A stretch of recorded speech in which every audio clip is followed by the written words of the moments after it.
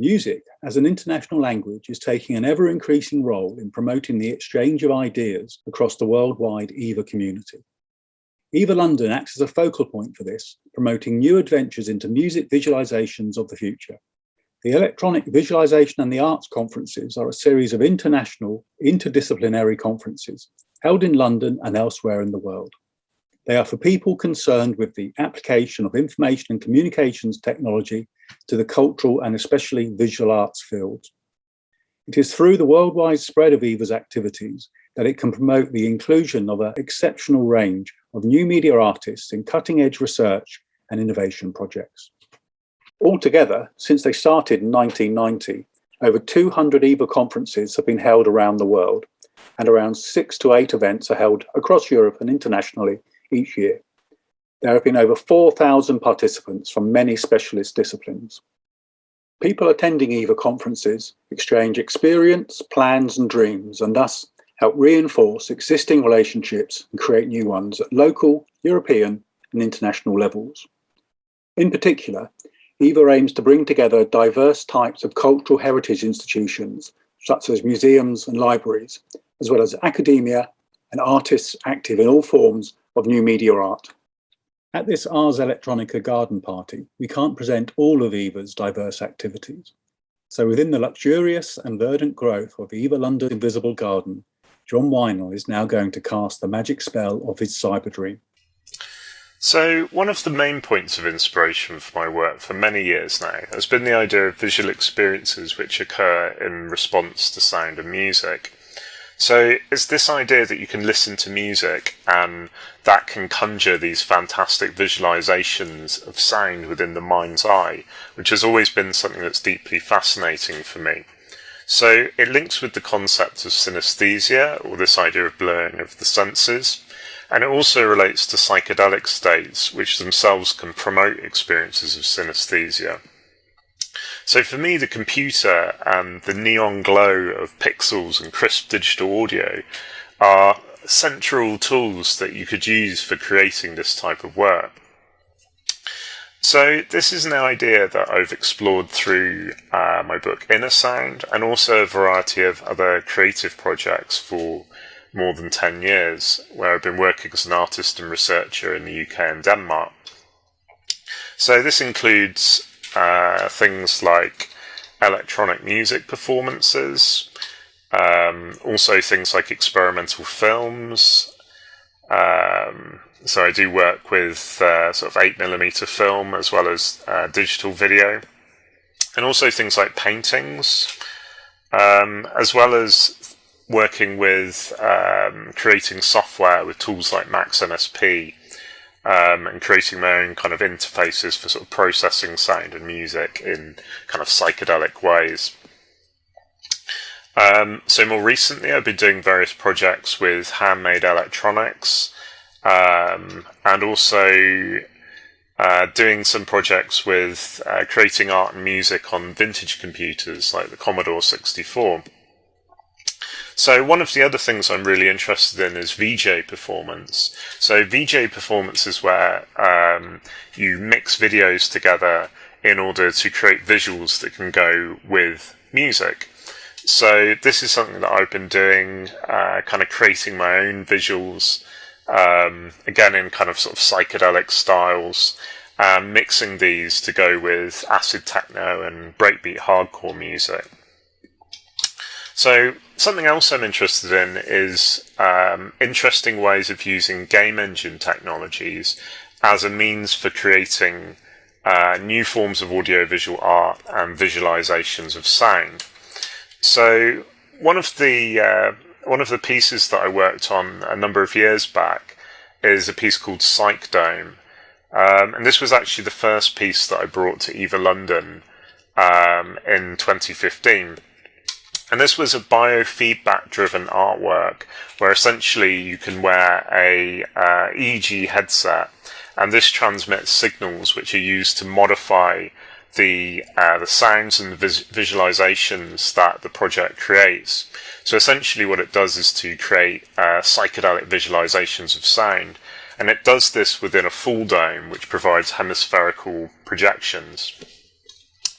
So as I say, this is a piece that I presented at EVA, one of the first times that I went to the conference. And one of the things that drew me to EVA was the diversity of work that the conference showcases. And I liked it so much that I ended up becoming involved in the organisation of the conference. And I got involved with editing the conference proceedings, which is something I've been doing for the last 4 years now.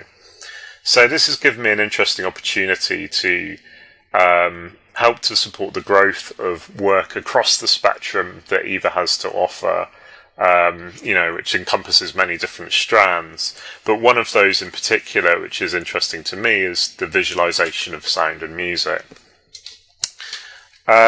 So one of my more recent pieces is a virtual reality piece. This was a project which I made originally for the Oculus Gear VR and later created a newer version for the Oculus Quest. So this is essentially a synesthetic music visualization in virtual reality, which allows the user to interactively paint with sound.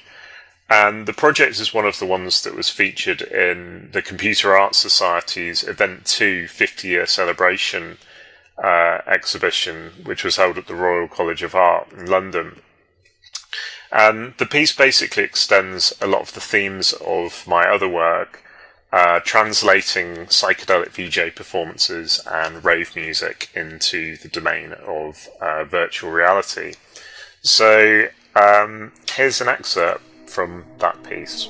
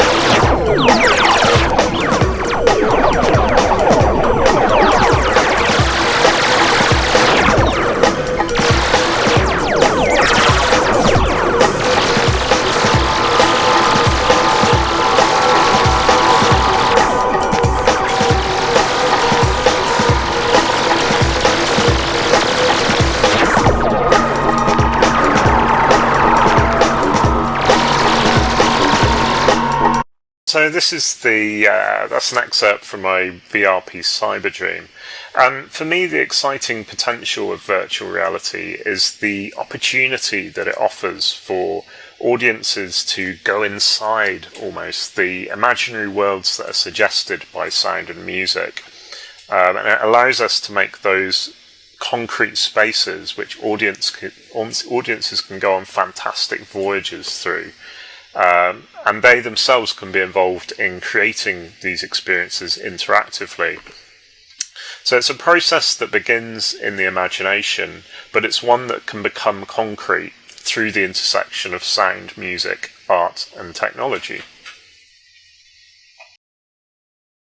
As you just saw in John Weinell's Cyberdream, participants can playfully create psychedelic sounds and images as they paint with sound in a synesthetic virtual reality using headsets.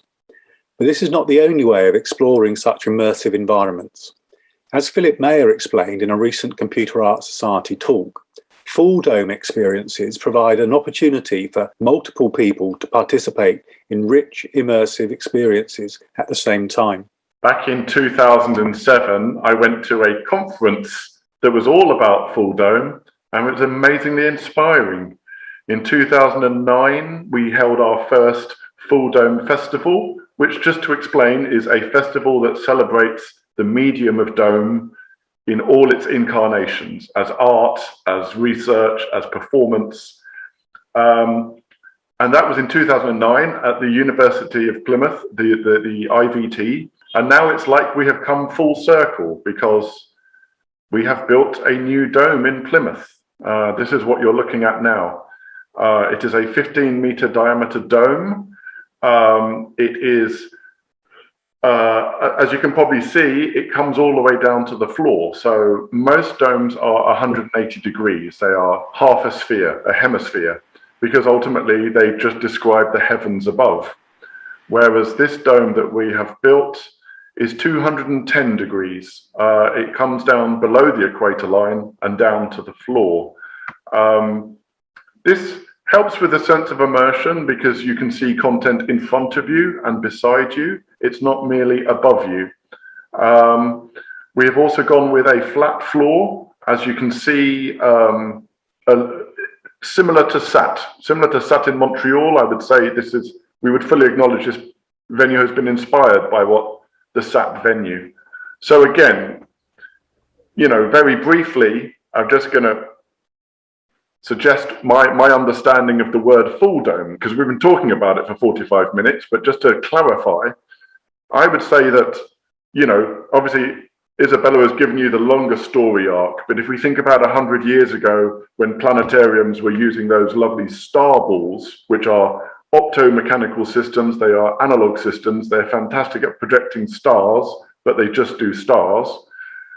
Later on, perhaps even in the sort of 80s and 90s, people were adding a single video projector and projecting a rectangle onto the dome, and that might just provide additional information, some video information to sort of complement what you were mostly watching, which was the stars being projected by that lovely star ball optomechanical device. So once you had one projector adding data, people added more and more projectors and started blending them together until the point where you had enough projectors that you were covering the full dome. So really, full dome is when the entire surface of a dome space is projected using video projection. It then becomes a digital projection space, and that's the inflection point, because no longer is it about stars. You can tell any story you like once it's a fully digital dome. And we always feel like we're very grateful for the last 100 years of astronomy for developing these systems, but there are so many more stories to be told inside the full dome space. So just a little about this space, the Market Hall Dome in Devonport, in Plymouth. What you're looking at here, as I said, 15-meter diameter, 210 degrees if you start from the floor and go up to the top and back down the other side. We are using just 2 projectors, which are blended together to create that overall image.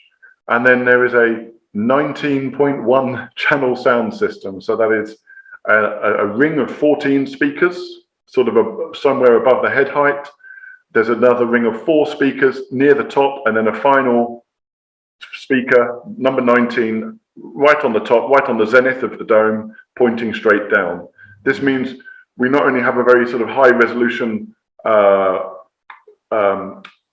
panoramic surround sound in a sort of 360-degree circle, as you would imagine surround sound to be, but we also have a vertical element. We can pan sound up and down as well as all around us.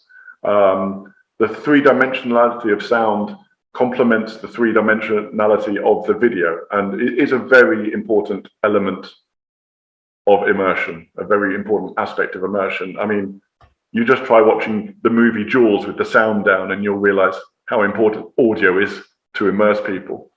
So this dome, again, from our experience working on the Full Dome Festival in various planetaria around the UK over the past decade, it's always been clear that while the planetariums are our closest cousin, shall we say, they're not our natural home, because ultimately planetariums are set up in a certain way to do stars.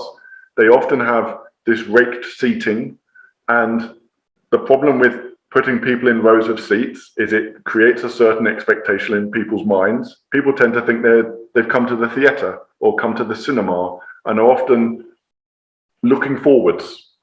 There's also a physiological element to it, right? We're not that good at looking above and directly behind us. So if you sit someone in a seat, they tend to not really look around inside the dome space. So that was one of the reasons, the inspirations to have this flat floor, is you can stand in the space, you can lie down in the space, you can have a music event in the space, you can, have theatre in the round. And it's really to really make it as blank a canvas as possible and not impose on the audience how they should interact with the space.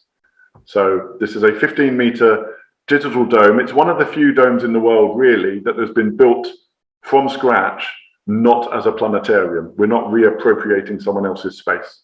There are some excellent festivals that celebrate the full dome medium all around the world. As Ben explained, we are collaborating with several of those later this year. But I think I'm right in saying that all of those other events happen inside existing planetaria, whereas this is a purpose-built, not planetarium dome. It's a purpose-built art dome, you could say. So that makes it quite special, both in the UK and in the world. This dome is in a historical building, the Market Hall in Devonport. There's a new wing that's been built which accommodates the dome, and it's really, really finished. Really, really nearly finished. I mean, the dome is done, the projectors are on, the sound works, it looks great in there. We're just waiting for the last little bit of the building to hand over, but a soft launch of the venue started this week, now that we have slightly lighter restrictions on movement in the UK. And this place will officially launch to the public in just about 2 months' time, on the weekend of around the 17th of July. So, you're all welcome to come and see it. It should be a venue, one of the most accessible venues for experiencing the full dome medium in the UK, if not in the world. Before we move to our final speaker, let me tell you a little more about EVA London. Its conferences are sponsored and supported by the Computer Arts Society and the BCS Chartered Institute for IT. Philip Mayer's full dome presentation was initially given at a CAS meeting with the title, "My God, It's Full of Stars, Full Dome Histories and Future." We are very grateful that Philip Mayer has given permission for us to use his presentation in this celebration of EVA London's Invisible Garden. The complete meeting, as well as many others on a wide range of topics, can be found on the Computer Arts Society's YouTube channel.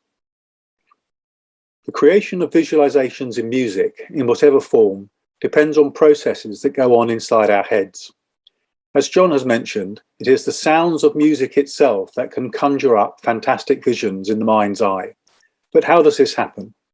Terry Trickett, architect, clarinetist, and for the last year or so, EVA's international liaison, is now going to explore how mental visual imagery plays an invisible yet pivotal role in both the creation of music and the ways in which it is listened to. Multicolored fireworks of sound, where each point of light appears and instantly disappears against a dark sky, was how composer, architect, and engineer Yannis Xenakis described his own music. I too regard music in much the same way, when, as in my piece Cityrama, I project patterns of sound onto the slanting facade of the Cheese Grater, a new building in the City of London. I'll play you an excerpt from Cityrama, where I dissect components of the Cheese Grater to reveal the building's musicality, a quality evident in only a few buildings.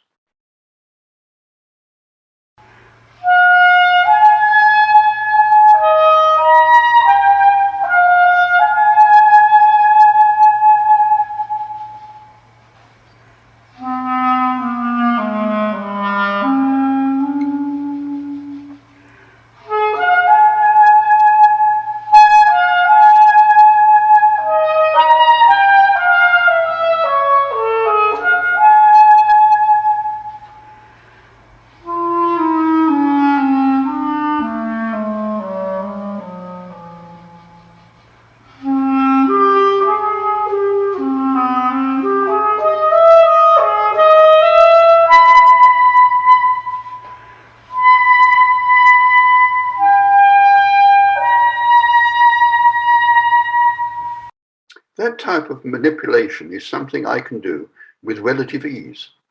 But Xenakis, of course, didn't have access to the digital tools we now take for granted in generating the invisible and flamboyant sounds of music. But just once, he did achieve his dream, a sonic space of continuous evolution, as he called it, when he produced the Philips Pavilion at the 1958 Brussels World's Fair. There, he created a place where music and architecture were bound together in intimate connection. I have this same dream, which is why I produce visual music. It's when the imagery of music is prompted by the indirect stimulus of memory that visual music gains an emotional response from audiences. For a composer, too, visual mental imagery evoked from previously stored information in his or her brain's long-term memory acts as a trigger for creating the emotions of music. That was the idea I explored in a piece called Abîme des Oiseaux, Abyss of the Birds, when I entered Olivier Messiaen's esoteric world of sound and colour.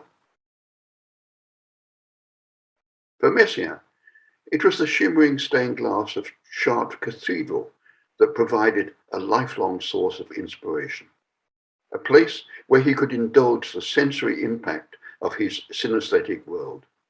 You'll see glimpses of Chartres in this short excerpt from Abîme des Oiseaux.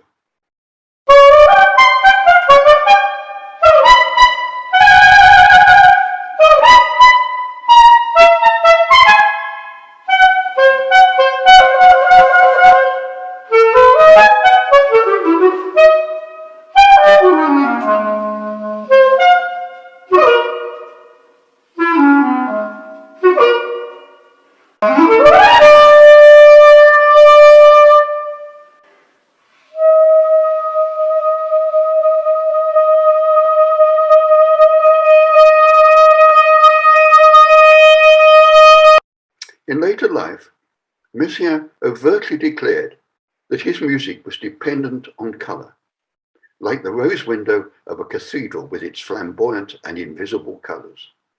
A description which, as it happened, aptly described my visual interpretation of Abîme des Oiseaux. But how had this happened? It was only after I completed the piece that I realised that I'd been led unerringly to Messiaen's favourite rose window by the composer's synesthetic skills. It was his ability to accurately transmute a wide range of celestial colours into audible sound combinations that had enabled me to hear the colours that moved with his music. John Weinel has already referred to the extraordinary nature of the images we generate in our mind's eye. But how do our brains conjure up seemingly endless scenes of fantasy, particularly when we're listening to music? It's often argued that such experiences, like dreaming, have some therapeutic value by making us feel either more energetic or calmer. Stuart Coslin, in his book Ghosts in the Mind's Machine, describes mental images as private creations, scenes that transform the commonplace into the extraordinary. We don't have them all the time, they are transient. It can be assumed, therefore, that such images must be stored in our long-term memories in such a way that allows us to call on them when we want them. It's for this reason that Coslin regards unstable images formed in the mind's eye as quasi-pictorial ghosts. According to Coslin, who is a neuroscientist as well as a psychologist, three types of process operate on quasi-pictorial ghosts in what he describes as a visual buffer in the brain. The generation process creates an image from information stored in the long-term memory. Then, a process of inspection enables us to recognize the shape of the image. And finally, a process of transformation allows us to examine these images from all points of view. Over the centuries, these deeper ramifications of visual mental imagery have been the cause of an ongoing imagery debate. David Hume, in 1739, emphasized the great resemblance between percepts, that which we see with our eyes, and mental images. Other philosophers, including J.P. Sartre, argue that mental images have a radically different phenomenological status from percepts.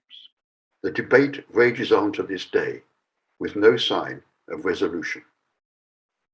For me, the imagery debate raises the question, can I or should I try to manipulate or control listeners' visual mental images when I create a piece of visual music, when I know that an audience's responses might differ radically from my own very personal take on the music? I always answer yes to this question, with the proviso, as long as the visual interpretation I produce adds to listeners' experience of the music by arousing emotions that might otherwise lie dormant. New media art allows us to explore quasi-pictorial ghosts as never before. The crisp digital tools now available for visualizing music enable it to cast its magic spell far and wide. You can see here just a few of my own pieces, which over the last few years have flourished in EVA London's Invisible Garden. But there's a long way to go. Visual music as a form of art in mind gives rise to an inexhaustible source of extraordinary imagery and fireworks of sound, which demand new types of spaces where they can be felt, enjoyed, and experienced to the full. This is the challenge for the future. Terry's presentation concludes this short video where we've aimed to communicate the key concepts on how music visualizations cast their magic spell, both now and for the future. It represents an ongoing process of creative collaboration and discussion in the EVA community. But remember, music visualization is only one of a diverse range of subjects where the EVA community in London and throughout the world combines cutting-edge research by scientists, technologists, and new media artists in tackling major issues of the day. Please come and join us somewhere in EVA's far-flung and worldwide spread of conferences. In giving you just an insight into EVA London, we hope we have tempted you to explore with us your experiences, plans, and dreams for the future.